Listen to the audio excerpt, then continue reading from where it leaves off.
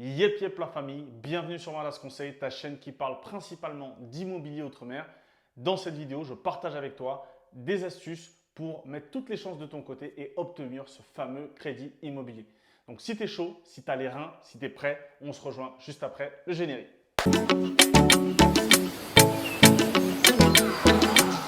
Alors, avant de commencer cette vidéo, je tiens à remercier les personnes qui sont abonnées récemment. Merci aux personnes qui sont abonnées depuis longtemps grâce à vos différents commentaires, likes et bien sûr partage dans les différents réseaux sociaux, WhatsApp, etc.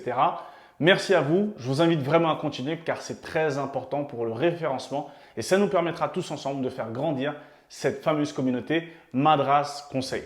Alors, sans plus tarder, je partage avec toi les 7 astuces pour maximiser tes chances de financement. Donc, on commence par la première qui est très importante, c'est le statut CDI. Effectivement, lorsque tu es salarié, l'idéal c'est d'avoir un statut de CDI avec 2-3 mois d'ancienneté.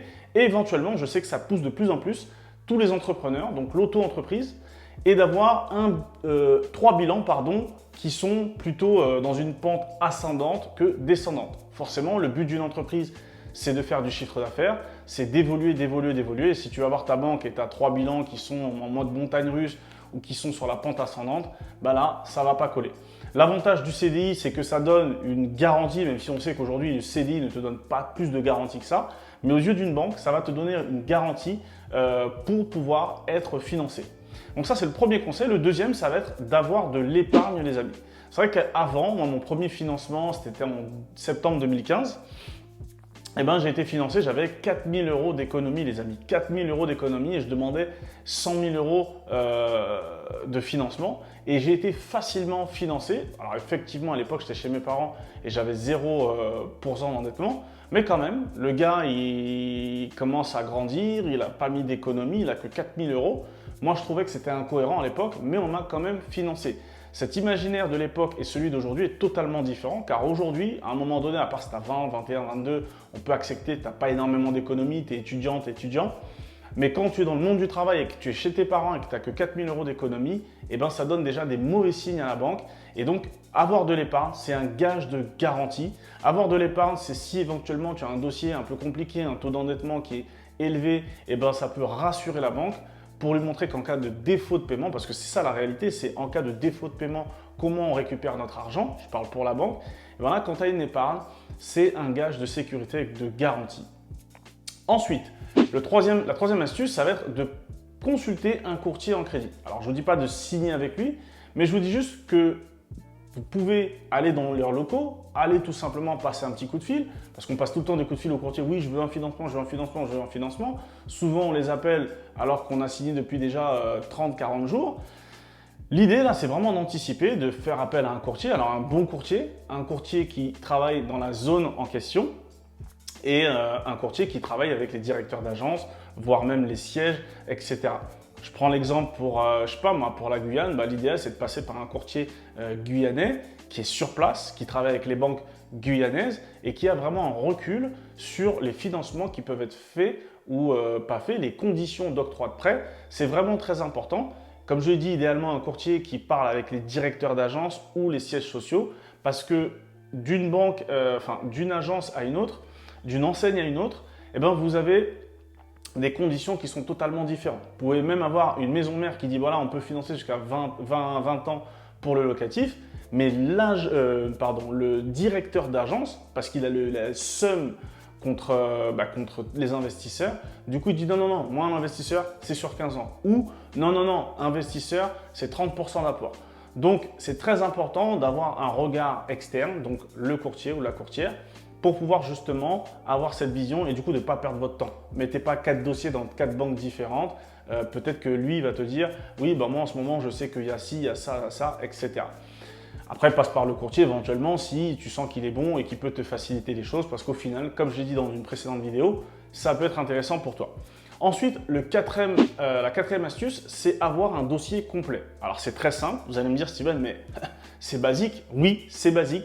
Mais encore aujourd'hui, et j'en parle avec certains banquiers qui sont amis, les gens ils arrivent, main dans les poches, leur pièce d'identité, 2-3 fiches de paye et basta. En vérité, quand vous allez avoir un rendez-vous, le banquier, s'il fait bien son travail, vous donne une liste de toutes les pièces justificatives, parce que le banquier, la banque, travaille que sur des pièces et non pas sur ce que vous allez dire, d'accord? Que sur des documents officiels qui prouvent vos dires. Et donc, quand je parle de documents, ça va être les devis. Faites pas forcément qu'un seul devis, mais peut-être 2 devis de banques différentes. Lorsque je parle des fiches de paie, c'est les 3 dernières, mais aussi celle de décembre, l'avis d'imposition, pas le dernier, mais aussi l'avant-dernier, donc les 2 derniers. Bien sûr, votre pièce d'identité, un justificatif de domicile que vous allez présenter et bien d'autres documents qui vont vous demander, des fois c'est une expertise, votre contrat de mariage, etc., livret de famille. Bref, venez avec tous les documents et puis même ce que je vous conseillerais, c'est de créer un dossier Google Drive auquel le banquier, vous lui envoyez le lien et il aura directement accès à tous vos documents. Il n'aura même pas besoin de faire de photocopie. Il va juste checker la véracité de vos documents, donc votre pièce d'identité, qu'il puisse la voir visuellement, etc. Mais il aura déjà accès à tous ces documents pour vous faire votre étude de financement. Ensuite, la 5e astuce, ça va être tout simplement de séduire le banquier. Lorsque je parle de séduction, on est bien d'accord, on ne parle pas de belle poitrine, on ne parle pas de venir juste après une séance de muscu. Lorsque je parle de séduire le ou la banquière, c'est déjà tout simplement d'arriver à l'heure, de bien s'exprimer, de bien se présenter, d'être bien habillé. Alors quand je dis bien habillé, ce n'est pas le costard-cravate, ce n'est pas le tailleur, mais c'est tout simplement de ne pas venir négliger. C'est triste à dire, mais d'être rasé, de ne pas venir avec, mettre un petit peu de parfum, etc. C'est des petits détails, les amis, mais lorsque vous avez un banquier, vous n'avez pas affaire à une machine, vous avez affaire à vous, à un être humain. Et la séduction est très importante. Comme je le dis, ce n'est pas que la beauté, ce n'est pas ça, mais vraiment de vous présenter, de mettre tous vos atouts de votre côté. Par exemple, bien maîtriser votre dossier, de savoir ce que vous faites, dans quel endroit vous achetez, pourquoi vous le faites. Vous avez étudié tous vos dossiers, etc. Vous savez que vous voulez investir là parce que votre projet et votre vision est claire. Ça rentre dans la séduction, d'accord? Moi, j'ai des boucles d'oreilles, par exemple. Je sais que je ne viendrai pas forcément dans un entretien avec mes boucles d'oreilles parce que je sais que c'est quelque chose qui ne plaît pas forcément. Alors, on parle des locks. Les locks, on fait toute une affaire avec les locks. Du coup, vous venez peut-être avec des locks soyez bien pieds nés, bien tressés, que votre lock soit bien tourné et au moins vous allez mettre un maximum de chances de votre côté. Encore une fois, ce n'est pas ça qui va faire que vous allez avoir votre crédit, mais on va mettre nos chances de notre côté. Ensuite, le 6e point, ça va être d'être un bon élève. Lorsque je parle d'être un bon élève, c'est tout simplement à travers vos relevés de compte, de montrer à la banque que, écoutez, moi je suis un bon élève, ou j'aurais même pu dire un bon père de famille. C'est-à-dire que voilà, tous les mois, je mets ça de côté. Tous les mois, j'ai mon budget essence qui est le même. Tous les mois, j'ai mes courses. Il n'y a pas de retrait bizarre de 300 €. Il n'y a pas de paris sportif de bizarre de 300 €. Il n'y a pas de tabac, etc. Il n'y a pas de cigarettes, etc. Toujours, on est là, on a un bon passif, un bon dossier, des documents, on arrive avec la banque, on a tous nos documents. Bonjour, est-ce que vous avez votre relevé de compte? Oui, bim. Est-ce que vous avez ça? Bim. Est-ce que vous êtes deux? Un bon élève. Lorsque je parle du tabac, de la cigarette, c'est triste à dire, mais aujourd'hui, il y a une discrimination. Alors, on n'en parle pas. Mais aujourd'hui, votre banque, que vous fumez ou que vous ne fumez pas, certaines banques vont avoir un regard différent sur votre financement. Le dernier point, et pour moi c'est le plus important, l'un des plus importants, c'est de trouver le ou la bonne banquière. Pourquoi je vous dis ça? Aujourd'hui, comme j'ai dit précédemment, vous allez tomber peut-être sur un directeur d'agence qui déteste les investisseurs parce qu'il en a marre, ça pollue ses rendez-vous, etc. Et du coup, il ne veut pas financer. Il dit non, moi ici c'est 30% d'apport. Moi le dossier, je veux prendre que du neuf ou que de la résidence principale ou que ci ou que ci ou que ça. Avoir le bon ou la bonne interlocutrice, ça va vous permettre déjà de gagner du temps, de maximiser vos chances. Et ça, vous allez par exemple le savoir quand vous faites partie de groupes WhatsApp. Moi, je fais partie d'un groupe WhatsApp avec des amis. Voilà, on s'échange plein de trucs, plein d'astuces. Dès qu'un va dans un rendez-vous bancaire, on lui dit quel est le nom, comment tu as trouvé la personne, quels sont les retours qu'elle a eus. Voilà, c'est important d'arriver dans la bonne agence, d'accord, donc le bon directeur d'agence, d'avoir le ou la bonne conseillère qui va comprendre votre dossier, comprendre l'investissement, idéalement quelqu'un qui a lui-même investi. Après, ça peut être quelqu'un qui n'a jamais investi mais qui n'a rien contre le financement et qui le fait. Parce qu'il y a une discrimination, on n'en parle pas, mais pour les investisseurs.